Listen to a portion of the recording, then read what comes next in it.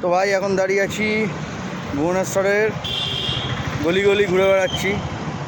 আর ভাই কালকে থেকে যা থাকান হয়ে যায়, কালকে থেকে যা মানে প্রবলেমে পড়েছিলাম কি বলবো, মাথা ঘুম উড়ে গেছে। রাতে যে ঘুমাচ্ছি শান্তিতে ঘুমাতে পারিনি। তো ফাইনালি আমার চেঞ্জ পকেট লাগিয়ে ফেলেছি, কমপ্লিট করে ফেলেছি।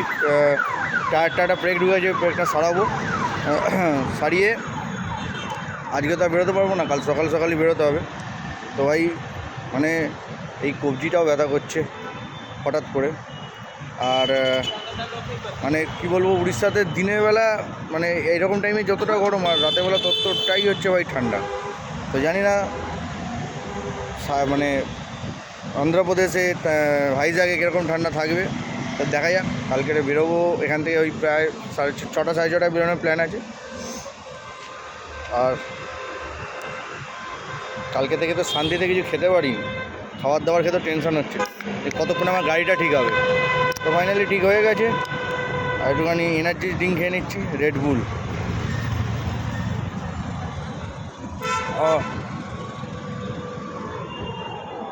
লং রাইড করার সময় না ভাই একটু এইসব খেলে ভালো লাগে।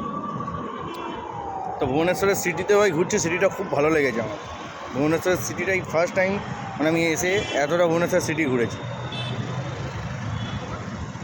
তো চলো তোমরা জানি এটা দেখতে থাকো,